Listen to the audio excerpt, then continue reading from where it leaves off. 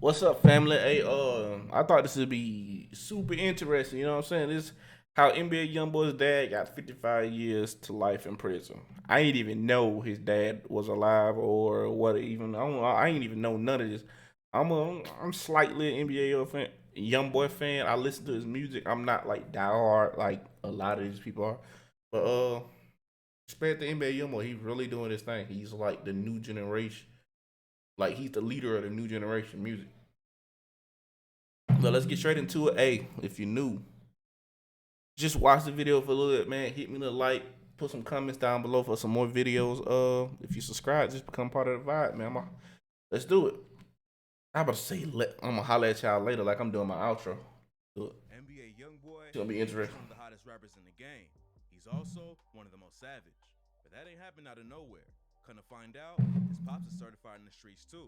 He's Okay. been locked up since Youngboy was a kid. Eee. Let's get into the true story of how Youngboy's Yeah, dad. that's how kids be messing up too, bro. They really like they dad be like in prison their entire life, bro. They really don't see their dad, so they got nothing to follow up on except be like that. Got snitched on And they by his mom. own brother and sentenced to 55 years in prison. On December 1st, 2009, Youngboy's pops, Jeffrey Staten, and two dudes walked into Albies Market in Delhi in Baton Rouge around 9 a.m. Court documents say Jeffrey approached an employee named Sam Tran, who was at a check cashing station in the shop, and pulled a gun on him. He told Tran to get down on the ground, but the dude ain't listen fast enough, so Jeffrey hopped over the counter and pistol whipped him in the head. Then one of the dudes working with Jeffrey put zip ties on his wrist and a bag over his head. They cleared out the cash register. Okay. But they ain't stopped there. Jeffrey went back to the duty. Nah. Demanded more money. Tran told him that the store had a Come on, man. more cash inside of it, but it would take 10 minutes to open up. Unfortunately for him, Jeffrey wasn't trying to hear No. He just kept demanding more bread. At this point, He ain't shooting, did he? tied up with a bag over his head, so there wasn't much he could do anyways. Then Jeffrey shot him in the leg, and he and both dudes ran out of the shop. What? Like, bro, what? Like, what's the purpose? What's the purpose, bro? He's already covered up and tied up. How the man gonna move, bro? You shot him in the leg because of frustration that you couldn't find no money, bro. That's like, bro, just get away, just go, bro. You got bullet residue. You got all that. You just messing yourself up, bro. Because I'm pretty sure you've been in a situation like this before, and you've been in jail or prison before. They're gonna find your fingerprint on everything. See?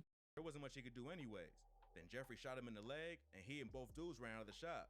Even though the lick went sour, it should have been easy for Youngboy's dad to get away. Baton Rouge is a wild city where the robbery rate is over True. average, and most I didn't crimes think like about these that. don't get solved unless the cops see who did it right after they committed. Back in 2016, That's crazy. That's wild. Track Cross Me, where he raps, "On my heart, that's on my soul. I won't tell no lies.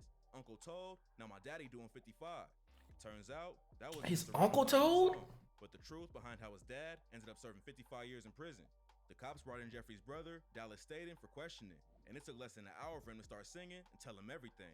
According to No. Dallas, he went to the store to ask about cashing the check that belonged to his friend. While he was at the counter, he told the cops that a guy came up with a gun and made him help out with the robbery. The cops pressed him about who the guy was, and Dallas admitted that it was his brother Jeffrey. Dallas told the cops that Jeffrey talks about Bro. Your own brother telling on you? That ain't no solid fan. What's up? on several occasions. This story already wild. He also said he got into a fight with Jeffrey a few days before the robbery went down because Dallas ain't want to hit the lick with him. Jeffrey wanted Dallas to wear a mask and help him shake down the store and use his apartment to facilitate the robbery. Dallas told the cops he refused to help out and they want his brother to use his apartment to plan the hit. But their sister Jada Staten gave Jeffrey permission to do so. According to Dallas, he went to the store early that day because he thought Jeffrey would rob it at night. During a police interview, he said that it was just a coincidence he was there when the robbery went down and that he had nothing to do with this. In the middle of his trial, Dallas told the court he was having money issues with his brother. Low key, if this story is true, his brother, he knew exactly when he was gonna be around. Like he probably followed him to the store to know that he. If that's true. Before the robbery, Jeffrey had asked him for a loan, and Dallas told him no at first, but later said he tried to get him some cash. Dallas ain't had no spare cash, but he told Jeffrey that he had a check he was supposed to cash for one of his homies that was locked up. Here's how Dallas said everything went down. His cousin Franklin drove him to Albies that morning so he could ask about cashing the check. Then while he was talking to Tran, Jeffrey walked in and pulled the burner out. Nah, Said I don't he know. was initially in disbelief about what was happening. Even though Jeffrey was talking about hitting the store, Dallas said he had no idea it was actually going down. Dallas testified that Jeffrey started yelling and acting strangely. He tossed a bag full of zip ties to Dallas, who put him on Tran and another employee named Than Nguyen, while a third suspect held him at gunpoint.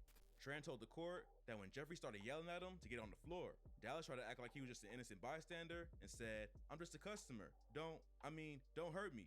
When Jeffrey hopped over the counter and pistol whipped Tran, Dallas asked him why he did it. Then Jeffrey shot Tran in the leg, and Dallas asked him again what he was doing. When Jeffrey and the third dude ran out of the store, Nguyen loosened the ties on his wrist and grabbed a gun behind the counter. Dallas stayed behind to untie Tran and say sorry. Then he ran out of the store and warned Jeffrey that Nguyen had a gun. Nguyen ran outside and tried to shoot him, but his gun jammed after letting off 2 shots. Nguyen saw Dallas leaving a red Mazda, which is how police tracked him down.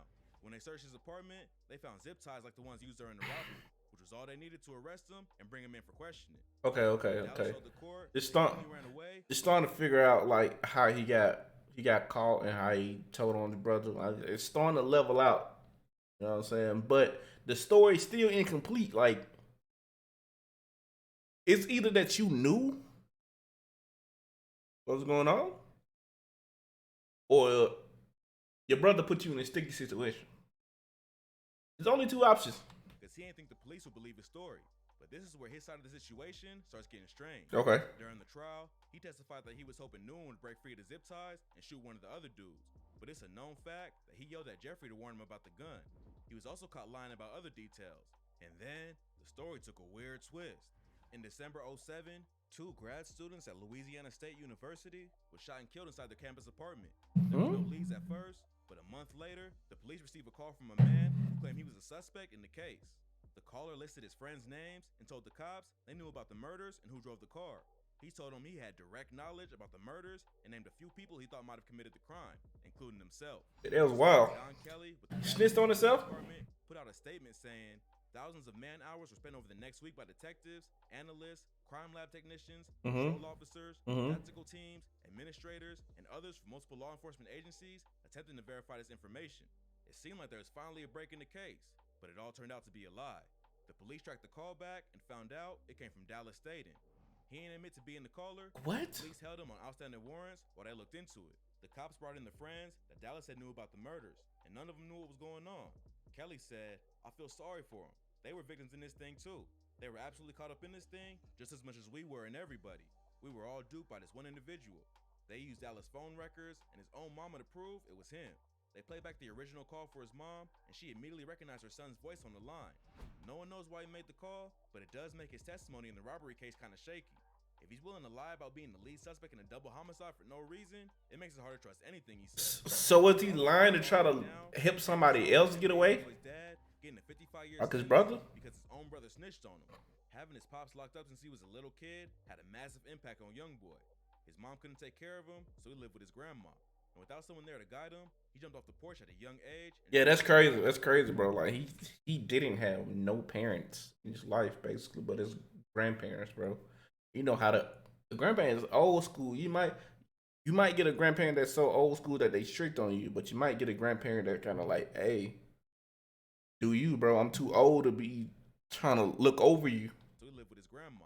And without someone there to guide him, he jumped off the porch at a young age Yeah. and dropped out of school in 9th grade. God. Getting arrested for robbery right after dropping out and spent his time in juvie writing songs for his first project. Youngboy talks about his dad in an interview and said, "My daddy in jail. I talk to him every day. He just be wanting money and shit though. I still call him daddy to make him feel like somebody. I send him money, But he don't really I still care. feel like he got somebody there, because I know how it is when you in jail. I barely know him though." When Jeffrey's sentence was handed down, he tried to have it reconsidered and reduced, but the court denied the motion. Then he filed an appeal saying that his constitutional right against double jeopardy was violated. The double jeopardy clause means you can't be tried multiple times for the same offense. Yeah. And you also can't be punished multiple times for one offense. True. Jeffrey tried to argue that the court was punishing him twice for the same crime, so his sentence should be reduced. But they denied his appeal and stated, rather than being punished twice for the same offense, the evidence showed that 2 separate crimes occurred, which were independently proven. Jeffrey's been locked up since 2009, but he ain't gave up on the early release. A rapper named Young Pokey been keeping in contact with He him. low key might get out. He's released a few videos of Jeffrey on his YouTube channel, and in one of them, Jeffrey says, "Got some stuff going on in the courts. I'll be out there pretty soon. Getting snitched on by your own brother will make a lot of dudes. That's wild, bro. But Jeffrey seems like he used his time in prison to mellow out and forgive people. He said in another video, That's all you got. It's time. That's all you got is time, bro. You go to prison, bro. Like my dad went to prison. He don't tell me about it, bro. He went for 4 years. And I'm not trying to go to prison for anything. But that's all you got is time, bro. You legit get smarter, or you get more healthier. That's all you got is time, bro. It ain't no freedom. You get that like that. You get that hour. You get that little hour or two of little recess going on, man. You back in the cell. oh, forgiveness is a big part of life, bruh. You know we can't hold bitterness in our heart and expect good things to happen. So all those who've hurt me and abandoned me and did me wrong, I forgive you and I love you, and it's all good. Forgiveness is a big thing, bro.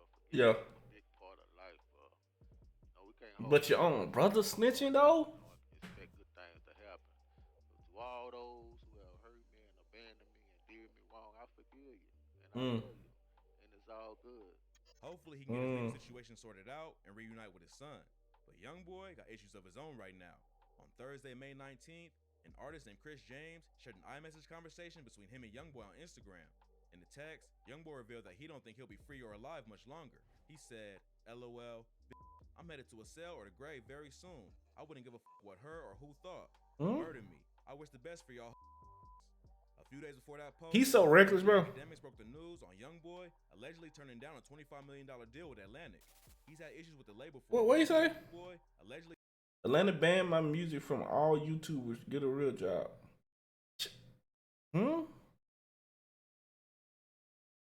I mean, it's kind of a real job. You know what I'm saying? They making money off you. They making money off you, but you making the music. But I'm pretty sure you getting the streams from them reacting. Because every time a view from their reaction is hearing your music, it's going to click. Like, you can take the copyright claim, but I still don't get how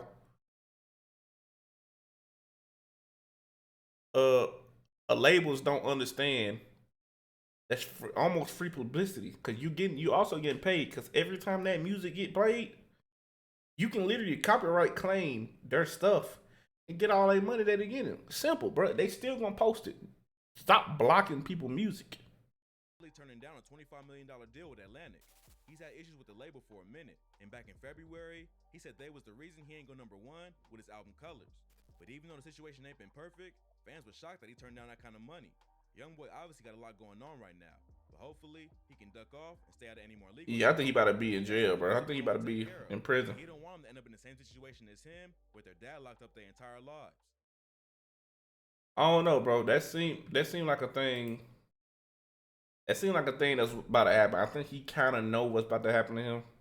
I don't think he's gonna get killed, because he's in his own little space. He can't go nowhere. I feel like he's gonna go to trial and go to prison for about 5 years, something like that. Hopefully not. Hopefully he get off and he's straight, and hopefully he don't get killed or anything like that. But that's interesting, bro. That can affect somebody's life a lot. I appreciate y'all watching the video. I'm gonna holler at y'all later, man.